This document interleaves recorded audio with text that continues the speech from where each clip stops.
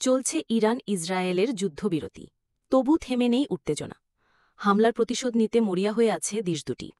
এরই মধ্যে হামলাকারী ইসরায়েলি পাইলটদের তালিকা করার কথা জানিয়েছে তেহরান।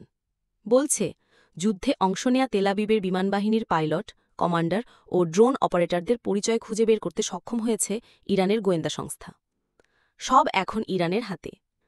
শনিবার ইরানের রাষ্ট্রীয় টেলিভিশন সহ বিভিন্ন সংবাদ মাধ্যমে এ নিয়ে একটি সংবাদ প্রকাশ করা হয়। সেখানে বলা হয়, ইসরায়েল এসব সামরিক সদস্যদের পরিচয় লুকাতে কঠোর চেষ্টা করেছে। টেলিভিশনেও তাদের মুখ ঝাপসা করে দেখানোর মতো পদক্ষেপ নিয়েছে। তারপরেও ইরান এই সকল বাধা ভেঙে তাদের পরিচয়, ঠিকানা, ইউনিট, ঘাঁটির অবস্থানসহ অতীত কর্মকাণ্ড বের করতে পেরেছে। এরই মধ্যে দুজন পাইলটের নাম প্রকাশ করা হয়। মেজর ইয়েল অ্যাশ, যিনি স্কোয়াড্রন ১১৯-এর ডেপুটি কমিশনার, এবং তার স্বামী বাশ প্রিন্স। শুধু যে পরিচয় বের করা হয়েছে তা নয়, এসব পাইলট ও কমান্ডারদের বসবাসের সুনির্দিষ্ট স্থানও ধরা পড়েছে ইরানি গোয়েন্দাদের কাছে।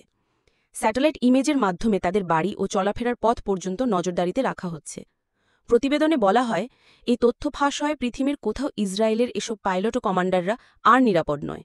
ভবিষ্যতে প্রয়োজনে প্রতিশোধ নিতে কৌশলগত সুবিধা পাবে ইরান। ইরান দাবি করছে, তাদের এই তথ্যভিত্তিক গোয়েন্দা অভিযানের কিছু প্রক্রিয়া এরই মধ্যে শুরু হয়েছে। কিছু ইসরায়েলি সেনার বাসভবনে হামলা চালানো হয়েছে। সবশেষে ইরান জানিয়েছে, এখন পর্যন্ত যা প্রকাশিত হয়েছে তা শুধু একটি নমুনা। ভবিষ্যতে আরও বহু গোপন তথ্য প্রকাশ করা হবে বলে সতর্ক করেছে তারা। এ তথ্যভাস ইসরায়েলের নিরাপত্তা ব্যবস্থার জন্য বড় ধরনের অস্বস্তির কারণ হয়ে উঠবে বলেও ধারণা করা হচ্ছে।